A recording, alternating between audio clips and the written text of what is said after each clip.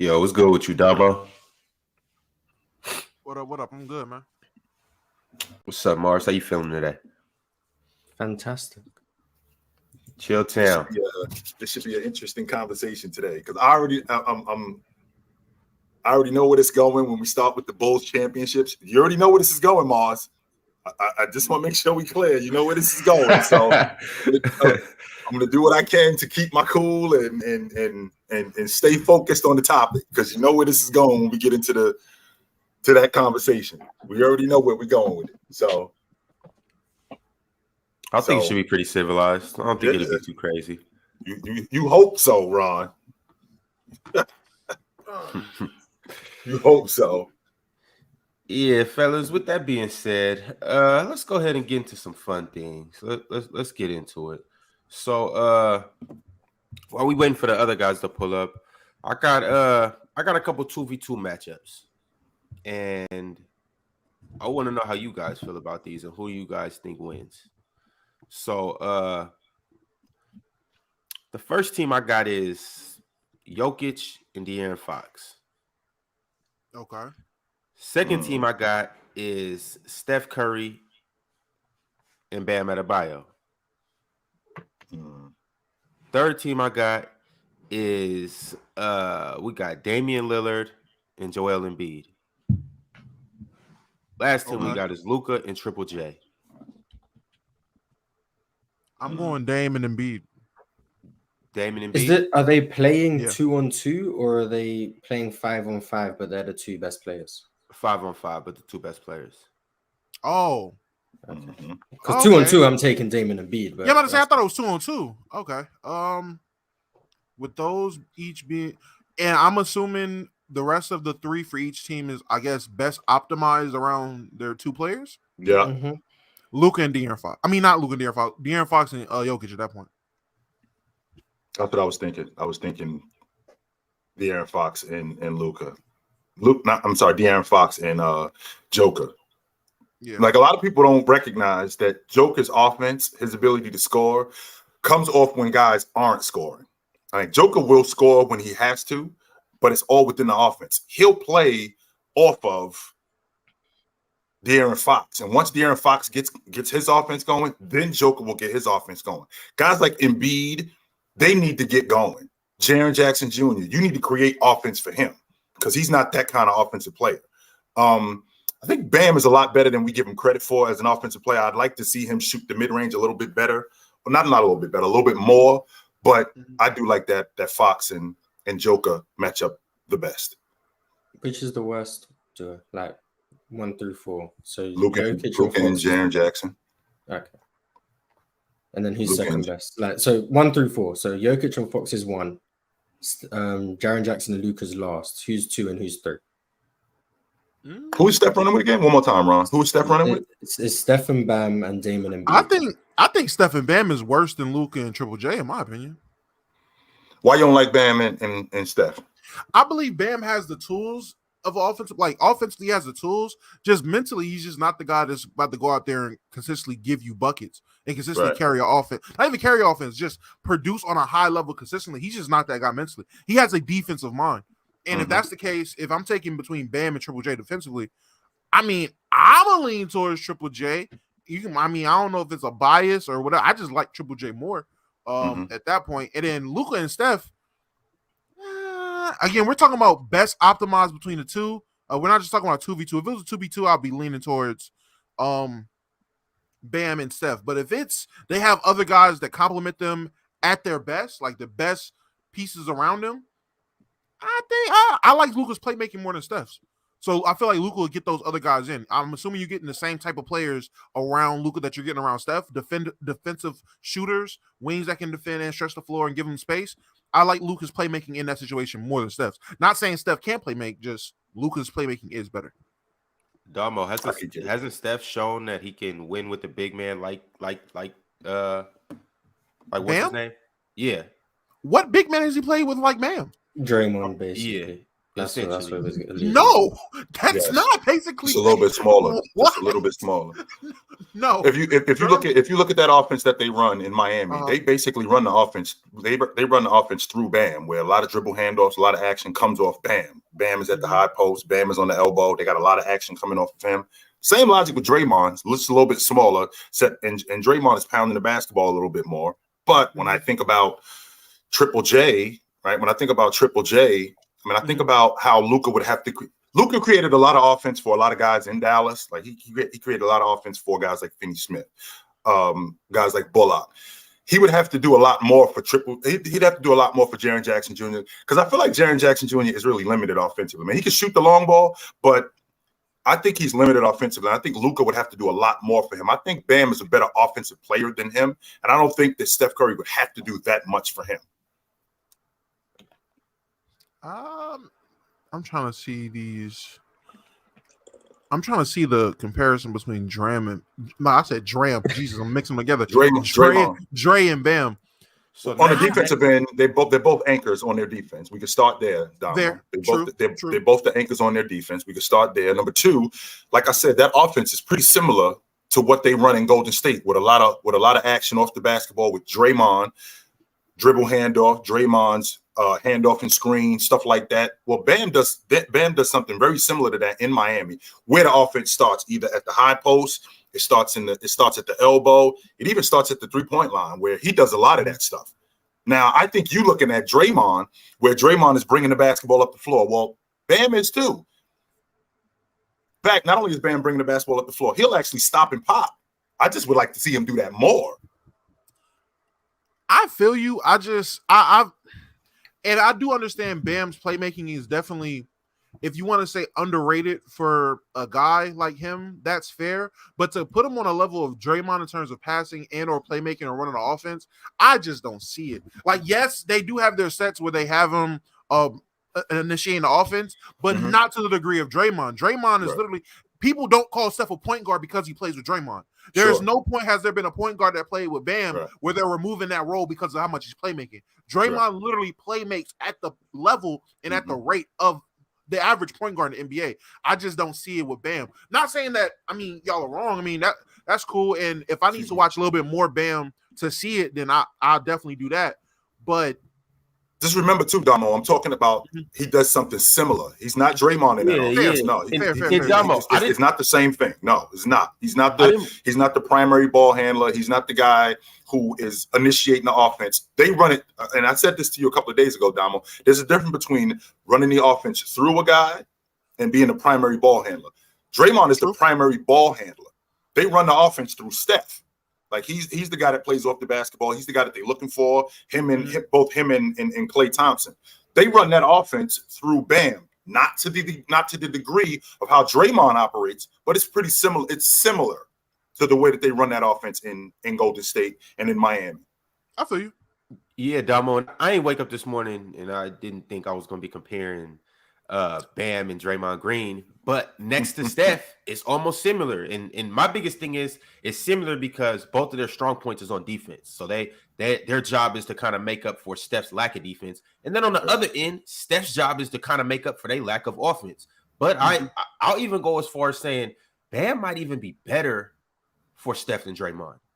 And reason being is because as a roll threat and as a pick and pop threat, like you double Steph and Steph slips the ball to Bam, you in trouble as a scoring threat. But I mean, even with Draymond, though, he's still able to pick the defense apart with his passing and whatnot. But imagine Bam being able to roll with Steph. Bam would get so many more easier looks, so many more pops and stuff like that. So I mean, I think that's for me. That's what it is as a complementary piece next to Steph on the offensive end and being a defensive anchor. I think the scoring gap between Draymond and Bam is a lot bigger. As Bam is significantly better versus the passing gap. I think Draymond is a little better, but I just think that gap is smaller than the scoring gap. So I think Bam would be a better fit next to Steph because he has less deficiencies as a player than Draymond because of Draymond's shooting and scoring. Yeah, Bam is just a better player than Draymond right now. Yeah. Offensively, he's a better player. He has a better handle. You know, he has a mid-range game. You know, his mid range in the playoffs, it don't be holding up, but in the regular season, it's good. You know, and defensively, why though? That's the question. Why doesn't it hold up? I don't know. It just doesn't. You know, and he's faced good defensive teams. That's another thing as well. He's faced Brook Lopez, the Bucks. They be dropping and it just don't go in. It's fake. I ain't gonna lie, it's fake. It's just how it is. Yeah. So But he is a better offensive player, though. He's a better roller, better lob threat, more athletic, all of that. Much better fit, in my opinion, right now with Steph. Today. Draymond, they sag off Draymond. Draymond offensively, he's a very limited player. You know, he's not a scorer at all. So, no. Is it a conversation when it comes to 2016, Draymond? Or are you still taking Bam? Or is that something you got to think about? You taking Bam over Draymond? No. 2016. I'll probably take Draymond. I'll take Draymond. But now, no. And guys do pass guys after a while. It's not like, you know, you better than somebody and you can't never pass that person. I mean, I'd like to think that Draymond in what are we in 2023? So Draymond in year 11. I'd like to think Bam in year 6 is better than him, considering where Draymond is in his career. I'd like to think that. Yeah, Draymond's had injuries too, you know. Let's bring it back a little bit. Let's rewind it because now this has turned into Bam versus Draymond when originally it was Bam versus Triple J. Like let's okay. I walked into some bull. I don't walk into bullshit. Let's rewind it. We turned this into we were talking about Draymond. We're talking about Draymond and Bam because being we're talking similar about playing next to Steph. Yeah, how Curry is going to play off of those. That's what this was about. So anyway, keep going, Damo. Yeah, I just knew it was a lot of new people. A lot more people came in mid argument, so I want to bring it back. The conversation basically started. Facts. The conversation basically started because Ron gave us a scenario with multiple top 2 duos on a team, right? And it basically got down to the point so we're discussing who's the better duo between Luka and Triple J and Steph and Bam. And it's going to be, and it's not 2-on-2. It's those are the 2 best players in a 5-man unit best optimized around them. So the role players, pitch perfect role players that are around those 2. My take was I'm probably going to lean towards Luka and Triple J for the simple fact defensively between Triple J and Bam, their gap isn't something crazy. You're getting 2 high-level defenders as bigs. The production on offense to me is going to be similar. Yes, Bam might be able to do more things on offense, but the production you're getting playing next to a Steph and a Luka is going to be damn near the same. My reasoning for picking Luka and Triple J. Luka will have the edge in terms of playing with a best optimized 5 because of his playmaking. If you're putting a Clay and if I would assume you're putting a guy like Clay on both teams, you're putting these shooters, these long shooters and defensive wings around them. I would assume Luka's playmaking is the thing that will take the edge, comparing him and Steph being the point guards in these units. So I'll go with that. Damo, I got a question for you because since we're on the topic of Triple J and Bam, do you think sometimes as fans we value players that make more than players that can score? Because obviously I think the separator from Triple J and Bam is that Bam can play make, and I'd say Triple J probably is a better scorer if you want to depend on. So do you think we also always get an edge to people who play make more? I feel like honestly, in any situation, people are always going to lean towards the score.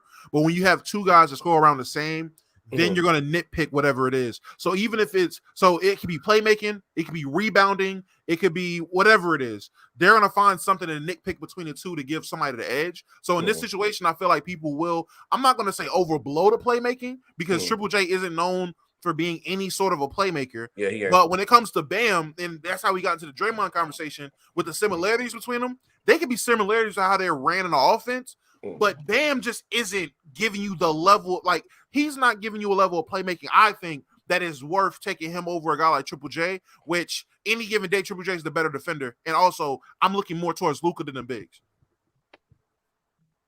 Agree. I'm gonna go with Luka and Triple J too. I think Luka's better than Steph. So I'm gonna just give the edge to that because I think Luka's just a better player than Steph at this point. See, I think Luka one is just a better passer, better player. And a scorer. No, I'm real. And as a scorer, yes, that's a better shooter. That's a better shooter, yes. But I can even say I got an OG. Luka as a scorer is right there, man. It's right there with Steph. Okay. You guys just look at the shooting, and I think the whole the premise of Steph's off-ball creation is so overstated. I think against good defenses, off-ball creation is not going to be as relevant as it against bad defenses. So in the playoffs, the whole off-ball movement creating for his teammates is not going to be as pronounced as in the regular season. I can agree Luka, with the advantages he creates. Okay, now I can agree with what you said, right, about Steph off-ball movement, but Luka off-ball movement is literally god-awful. Without the ball in his hand, he is literally terrible. On defense, he's literally a cone. So if your guy only values with the ball in his hand, I cannot value him over a guy. I cannot value him over a guy who can do it with the ball in his hand, without the ball in his hands, and is a threat and making his teammates better.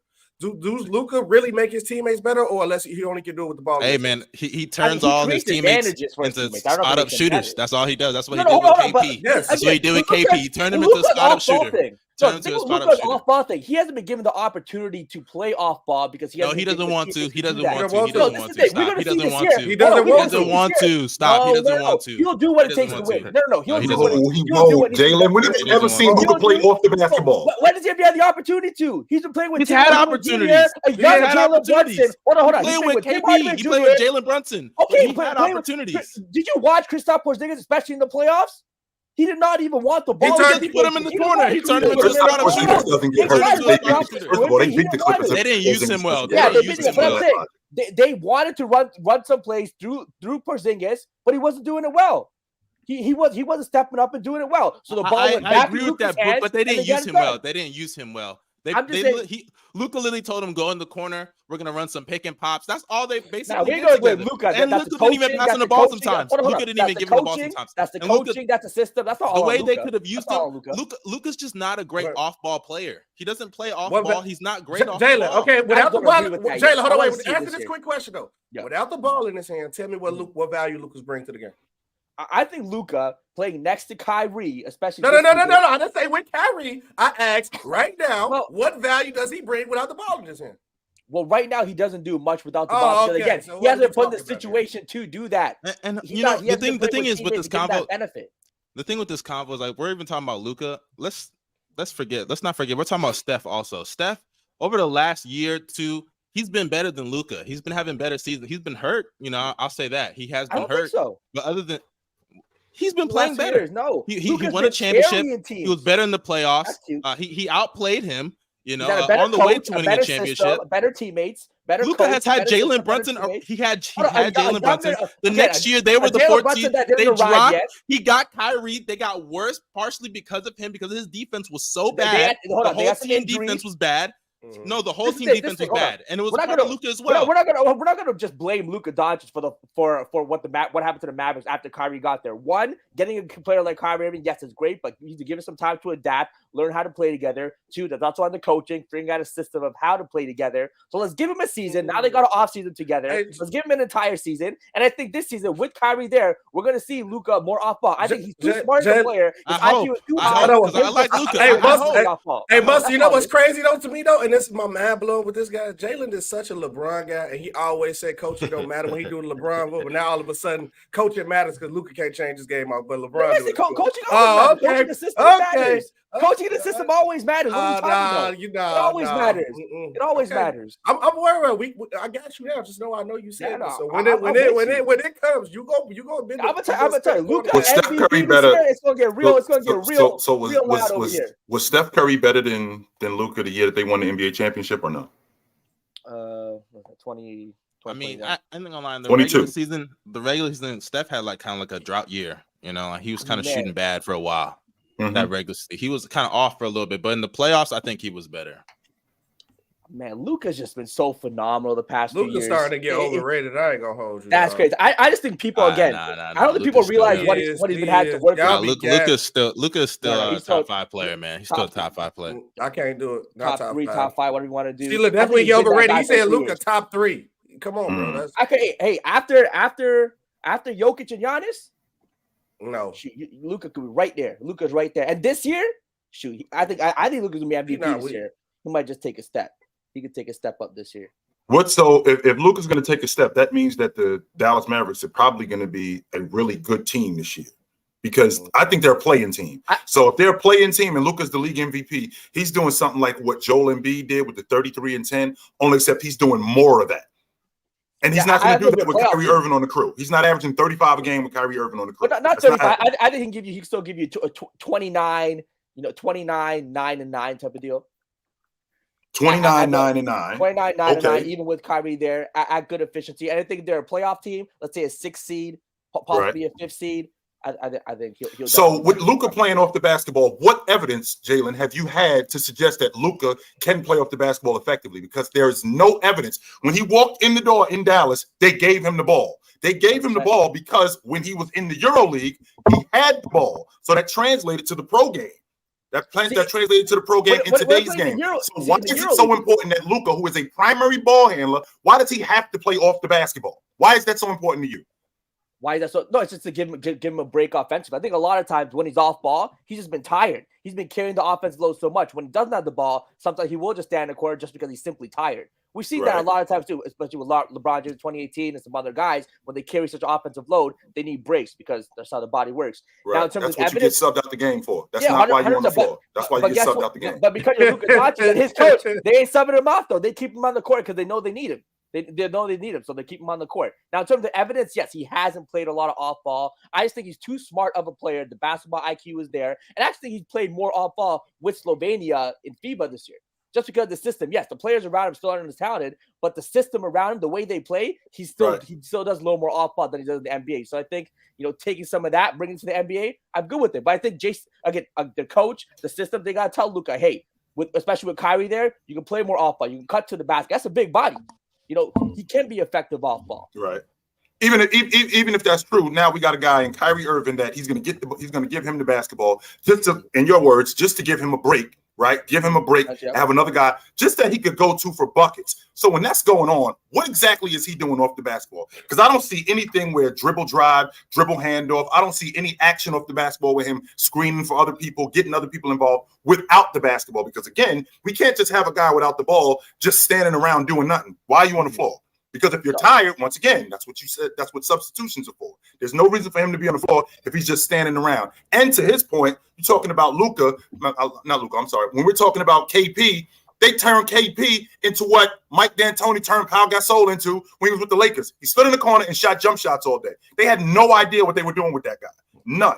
100%. I don't think they used KP at the best that they could, but I still think KP stepped up. I think he was given plenty of opportunities. He just didn't step up too. So it goes both ways. Yes, they could have used him better. And again, that's a little bit on Luka, but it's also on the coaching and the system. But I think the player has to step up. KP didn't step up, and Jalen Brunson. I mean, he arrived during that playoff run, the last one, but he wasn't Jalen Brunson throughout the regular season that he was with Luka. He wasn't the Jalen Brunson that we know now. He improved and got better. All right, fellas, we got to keep it pushing. I'm going to go ahead and get into these super chats right now. But as you see the title of the show, we're going to break down the Chicago Bulls.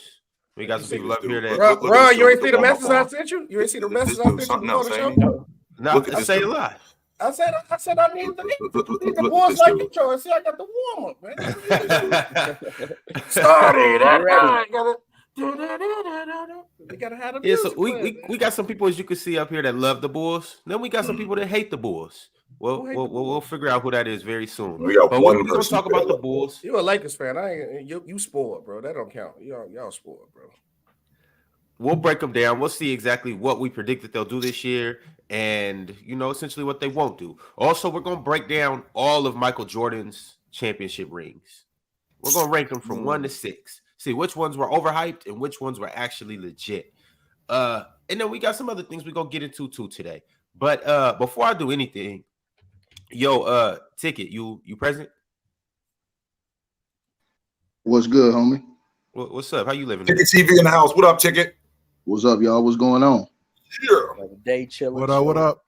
What's up, Ticket? You got anything? Nah, it was cooking. I mean, it was a great conversation. I thought Chilltown them guy made some great points about Luka. Jalen always makes some crazy ass points, but it's cool. Respect. MVP Luka, man. Wait on it. Hey, Tinker, you don't think it's crazy how he be disrespecting coaches when he on his LeBron taking all of a sudden coaches matter for Luka? Why he can't change the game? What James got to do with this? What does I mean? LeBron got nothing to do with this. No. Leave LeBron out of this. Look, see, LeBron what does James have to do with this? Tinker, all I'm just saying, ain't that's crazy though, dog. That's all I'm saying. Yeah, I mean, you know how Jalen is, man. It is what it is. Okay. All right, y'all. Right from the top, Tony Gratsky said, question for Chill and Ticket. What was the convo about Jordan right after the 1993 finals? Was he considered the GOAT or just top 5? He was the best. He was a GOAT. He was the best. and it wasn't a question because they had done something that nobody else had done. They had won the NBA championship 3 straight years. Didn't they build that statue too? They built that statue at that's when he retired. Well. That's because he retired. Oh, yeah, true. Had he not retired, that's because he retired. He was going to get that anyway. That was going to happen anyway. But it was official that he was the best ever at that point. Hold on, Chill. What year did they build the statue? The year he retired, they unveiled it the 93-94 season. Yeah. Oh, I didn't know they built it that early. So he came out of retirement like, yo. And it's a statue outside the arena. This is my arena. I'm sure it was one of those unspoken rules. I mean, I'm sure everybody knew it was MJ's arena, but like you playing with a statue outside, that's kind of a little different. Yeah, people been glazing for decades. That's what people been glazing. No, it's a respect. It's respect. It's glazed. It's glazed. It's not glazing. It's not glazing, bro. The thing that I wish in terms of you, Mars, in terms of basketball, I wish you would have been around to see this guy. You have no idea. He'd have been a skip back. That doesn't change that it's glazed. Whether or not it's valid or not doesn't change the fact that they're glazing. Like a hater. That man put that. How's that hate? The guy played 9 years and got statue. That's glazed. No, it's not glazing. He gave us 3 championships in a row. Our first 3 championships. Congratulations. They still glazed. Those 9. So hold on. Let me make sure I'm understanding. What exactly does glazing mean? So I'm clear. I'm the oldest up here, so I'm a little out of touch with certain things. What exactly, Mars, does glazing mean? So I'm clear. That's just the way to hate. Some would say Jalen glazes LeBron. That's an example. That's an example. What exactly does it mean? However you feel running from the Jalen acts towards LeBron, that's what glazing means. I don't know what you want to say. That's what glazing means. So somebody up here would have described glazing as... I got you, OG, saying somebody glazing is pretty much a way you can easily hate on something because you don't have facts to prove why they're getting appreciated. So, like what he just doing, he just said they glazed Jordan, but he can't prove nothing. So that's the easy way to say. When people say cap and they just say it just to say it. He trying to call the Bulls saying they D-riding Jordan. But I'm saying society was glazing Jordan. No, he put in a lot of work. He put in 1,000. You can't. He didn't. What do you believe warrants a statue? You can't say the Bulls glazing Jordan. I mean, what do you believe warrants a statue? I don't know. I just think calling someone the GOAT after 9 seasons, but then telling me someone else can't be the GOAT, and they've played 20 years and they have 4 championships, but someone else who had 3 can be over Kareem, over Bill Russell, over Magic Johnson, over Larry Bird, and all he did was play 9 seasons, and somehow that's not glazed. But if someone were to say a certain someone playing right now was the GOAT after 2016, it's all of a sudden glazed. To me, I'm just saying it's glazed all round. You got people who glaze a certain someone playing today, and then you got people who are glazing Michael Jordan in '93, calling him the greatest player ever. To me, that's glazed. OG, you don't play basketball before, right? This is what coach would do. You literally asked Mars to run a play, and he just did whatever the hell he wanted to do. You asked him what warrants a statue. He talking about I don't want nobody to be called the GOAT. You didn't ask him that. I told you to run the play. No, the first word I said. The first words I said was I don't know. What do you do to get so you're wrong then? So the first words I said was I don't know what warrants a statue. I don't. The statue doesn't bother me. But that was the point of the question. After 9 years, that's what I said was glazed. Multiple things were said. The statue. So the statue was earned. So the statue was earned then, right? Sure. If that's your all right then. So why you? If that's your first 3 championships. Sure, give him a statue. I don't care. Calling someone the GOAT after 9 seasons, crazy. Glazed. All right, that might be glazed. Especially when I hear when he had done things though. When I'm told 30 years later, when I'm told 30 years later that one of the reasons why he's the GOAT is because he's 6-0 with 6 finals MVPs. But now you're telling me you were calling him the GOAT with 3 finals MVPs. You're glazing. Like, I don't know what to do. Because that means with half of them, you're still calling him the GOAT. That's glazed. Whether it's right or wrong. Because I don't care about accolades. So they mean nothing to me. But you can't tell me he's the GOAT because of 6-0. But then tell me he was the GOAT with 3. Because then clearly you're glazing the guy. You just got his dick in your mouth and you want to just suck it. That is glaze. That's just ridiculous. You can't tell me 6-0 and then tell me he's the GOAT with 3. He also won MVPs after that. But clearly it doesn't matter because he was the GOAT in 93. You're just glazing the man. And most of them weren't even alive in 93. They only saw the second 3-peat. And they're still calling him the GOAT. They're glazing him. and that's fine. Go ahead and glaze, but acting like you're not glazing him is cap.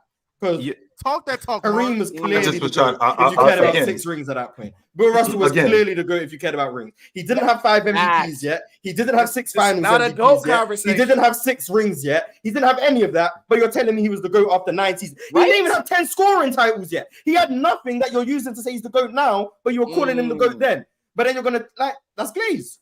Facts. I was just trying to understand what I was trying to understand what you were saying. But with that being said, Mars, we got to remember who we're talking about here. We're talking about a guy who, at that time, the NBA had never seen anything like this.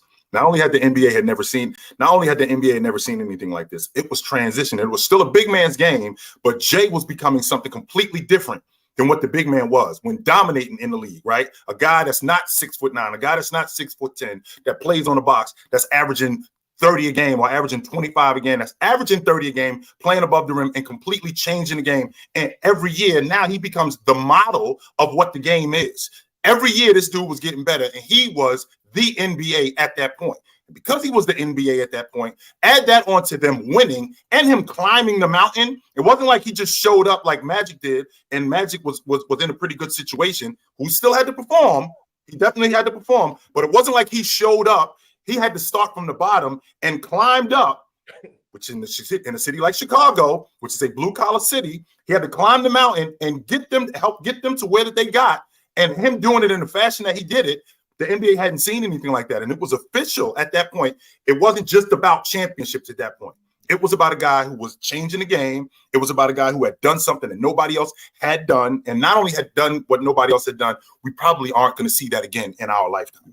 So it became about championships when someone who could actually challenge him came along, and now that's 100%. That's what it is. It don't matter. Glaze. That's called moving the goalpost to keep your guy in first. But hold on, wait, Mars. You can't say the organization that he worked for. Now, if you want to talk about the fan base, I'll bow all. I said society glazed him. No, you said giving him a statue was glazing him too. The organization gave him a statue. No, what I said was no, because many things were said. The question was, what was the conversation about MJ in '93 after he retired? Was he the GOAT or was he top 5? Then Chill said he was considered the greatest. I said that's glaze. Then we started talking about the statue he got, and then Mustard didn't know when the statue came, neither did Ron. And then it was like, oh, that was after he retired the first time. Yeah. And then my point about it being glazed was the fact that he was the GOAT after 9 years in the NBA. Not to mention the first years. You can find the articles. Chill will probably attest to this. It is glazed. What they were saying was Michael Jordan is just putting up numbers. You can't win this way. Selfish, all of that. And that was in like 87. They were still saying those things. So he went from someone you can't win with to the GOAT in 6 years. 90. That's glazed. Like, I mean, he was still having. He was made him the GOAT that quick. I just think it was stuff that people did. With everything Magic was doing. Magic went to the finals 9 times in 11 years. Like, there's no way you're telling me that MJ just surpassed all of that with 3 championships, but then you're going to tell me now that one of the reasons MJ is the GOAT is because of 5 MVPs, 10 But Mars, I think it's not that.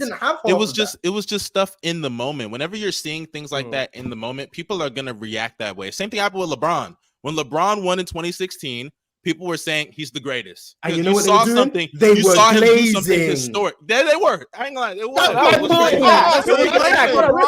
It wasn't glazed. That's my point. There's people glazing LeBron. There's people glazing MJ back then too. But the Jordan glazers live in denial about that glaze. So when Curry, it happens all the time. It happened with Kobe. When Steph Curry was being put in the MJ conversations in 2016, that was glazed. Yeah, it was. That was Curry is different. I ain't gonna lie. Curry was like never every player has these glazers, but for some reason the Jordan fans seem to deny their participation in this. Because he probably is the GOAT. That's why. You're glazing right now. Look at you. Is. I told someone to go. How am I glazing? But what they were doing is 1,000% glazed. Is that not the truth? Go watch a Michael Jordan game. Go watch any Jordan game from the 80s and listen to how the commentators glaze him. Oh my God, it's ridiculous. But he's a god. Mars, you got to remember too. Again, we're talking about what's going on in 2023. So what we're talking about in 2023 is way different than what was going on in 1989. So a guy like Jordan was premium. Guys like Steph Curry, guys like Luka. That's not premium today. There's a lot of guys running around like that. There wasn't a lot of guys like Jordan in 1989, 1990. In fact, there was nobody like him. You can listen to commentators Glaze Jordan. Hey, Mars, give us a play-by-play. He wasn't great. No, Mars. I think he's the best player ever. I'm just saying. Jordan has his glazes. Go ahead. Hey, Mars, give us a play-by-play example of how they was. I want to hear. Oh my. Okay. I remember. I watched the game in his. Someone's phone. I watched the game in his rookie year against the Spurs. I watched it maybe a week ago. He got the ball. He got a steal. He missed the layup. Like it was a crazy up and under layup. And they didn't talk about the missed layup. I think Orlando Woolridge got a putback or something. All they spoke about was how, oh my God, Jordan's athleticism flying through the air. Oh my God, we've never seen anything like this. It's how the commentators were doing to Wemby in Summer League. He missed the shot. Oh my God, he's 7'3", moving like this. Oh my God, I've never seen he missed the shot. That's just glaze. That's what I'm talking about. It's stuff like that. It's okay, we get it. The point is glazed, Mark. The point is glazed, but the question is it warranted? Because again, we talking about a dude who we never seen nothing like this before. So when you bring up Wemby, who have we seen? I'm on record. I think Wemby is Ralph Sampson with a better handle in the jump shot. But we ain't really seen nothing like that in a long time. So when you see Jordan in 1989, 1990, Mars, remember, we don't have the social media. We don't have the outlets that we have back then that we have today. So seeing Jordan on TV, that was at a premium. It wasn't like NBA games on every week or 10, 11 games on every week. Yo, we got to see Jay once or twice, whether it was on CBS or it was on NBC, and that was early on. And if they weren't playing the Lakers or if they weren't playing the Celtics, they weren't on TV. So whenever we got to see him, it was something that we saw that we had never seen before one time. So it was like, holy shit, this guy's incredible. OG. Yeah, that's definitely what contributed to the glaze. 1000%. OG. So with that logic being said, with y'all barely getting to watch games, maybe that's why your era, not necessarily saying you only care really about winning because y'all really only seen the premier games and the playoffs instead of in our era, we see we watch every basketball game we want, so we actually care about more stuff when it comes to the game. We watched Charlotte versus the Pistons. I'm on record. Don't say we. Most people. Low, myself, and Bob have actually had this conversation. I'm on record. I would have loved to see Stockton more. I didn't get to see Stockton until the early 90s, 91, 90. I didn't really get to see him nearly as much as I would have loved to have seen him because they weren't on TV as much. If they weren't playing the Lakers, if they weren't playing the Celtics or the Trailblazers, the Jazz weren't on TV very much. Right. It's just crazy how everyone now the main thing with Jordan is 6-0 in the finals, 6 rings. After 3 rings, like I said, with Magic Johnson with 5 championships, getting to all those finals, Bill Russell, Kareem, all those guys with more chips. That how he was suddenly the greatest player after 3. That's crazy. And look, and I think after 3, you can make the case he was the greatest player just because the way he played the game of basketball, like I said, what he brought to the table. Because I don't value rings like that.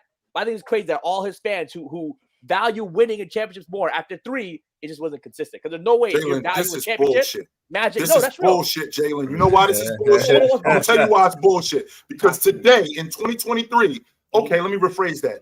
In 2025, and Luka be in the league 8 years. If Luka led the league in scoring 7 of those 8 years, and he was on the all-league defensive team, and his team won the NBA championship 3 years in a row, and not only did he win the NBA championship 3 years in a row, and he was the finals MVP, I'm guaranteeing you in 2025, we having a GOAT conversation about Luka. And they would be glazing. And they would be glazing. That's the point. I agree with you there. I agree with you. But people will do it. That's because people are glazers. That's my point. Sure.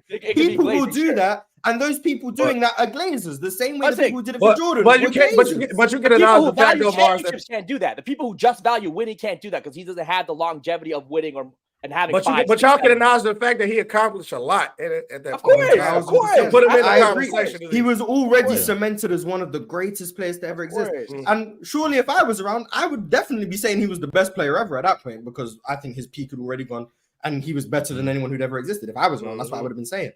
But it's funny that 30 years later, 5 MVPs. He only had 3 at that time. 6 rings. He only had 3 at that time. 6 finals MVPs. He only had 3 at that time. 10 scoring titles. He maybe had 7, 6 at the time, 6, 7 at the time. So he didn't even have the 10 scoring titles. He had the defensive player of the year. He didn't have all defensive selections at that time.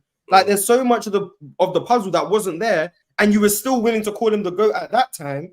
But now you want to act he's the GOAT because of this, and this. But you didn't care about that back then. So clearly, you just thought he was the GOAT regardless. That's my point. You were just You just wanted to glaze. I'll go ahead and glaze. That's fine. I don't care. They were calling him the GOAT before he won. They were calling him the GOAT before he won. We got to move on. But before we move on, Mars, I just want to ask you a simple question. Can I get your first team all GOAT of all time, or first team all glaze of all time? Well, like the most glazed players ever. Yes. Oh, Steph Curry at the one. Okay. We're putting MJ and Kobe in the team. Steph, MJ, Kobe. Bron at the 4. Ooh, most glazed big man. Go ahead. You know who it is. You know who it is. You just won it. You know who it is. The most glazed big ever?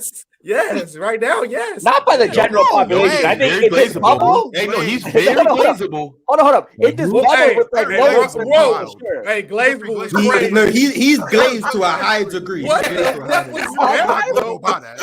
Hey, I want that. Say it again, Damo. Crazy. He's very glazable. He's very glazable. Who said that? That's crazy. I don't glaze him. I'm just saying. That's crazy. That's crazy. I can't lie. Hold on. What makes a player glazable? What makes a player very glazable? Stop extending this conversation. It was bad when Ron said it. Jalen, you want to know what very glazable means? Since I just came up with that word on the spot. You the one who started this, Dom. That's why I started this. But I think OG, this is the problem though, right? Whoever did the clips, rewind it back and do it in slow-mo double takes. Ron looked straight in the camera, eyes open, and said glazable. I'm trying to that's the new phrase, glazable. Look, check this out. Mars just went on that whole rant about MJ glaze, MJ this. You guys are. I'm not gonna say some of the things he said, but if you ask me, in 1993, was MJ glazable? Yes, he was. He was glazable. He had the stats. He had the championship. He had the game. Y'all can say what y'all want. In 1993, MJ was glazable. Here we go. Listen, one. I think Kareem was way more glazed than Jokic. We literally have people who don't even watch Jokic play until he got to the finals. I don't see how Jokic is the most glazed center. I think Shaq was glazed more, and I'm not saying it wasn't deserved. I don't want anybody to think when I say these names that it wasn't deserved glaze. Hey man, glaze them. You know, we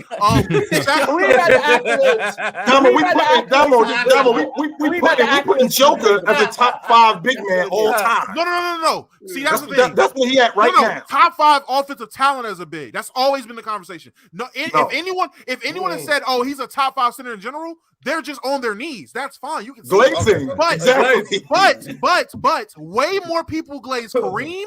Way more people glaze Shaq than they do Jokic. That's facts. There were people. Even Bill Russell. There are people who can't even tell you what jersey Kareem wore that will say, "Oh yeah, he's arguably top 3 all time." You don't even know how he plays. You don't know what the skyhook looks like, but because your forefathers told you he was great. Oh yeah, man, Kareem, dope. That is super glazed. That is the most glazed I've ever seen. I get it though. But like in the basketball community, and we're talking about real basketball heads, Kareem is regarded as, and I'm gonna be loose with it, top 5 of all time. Highly regarded. I don't think Loki even top 3. Loki even top 3. I'm saying you can go further than that. But this is the point I'm trying to say. Is Jokic even regarded as, what is he actually regarded as?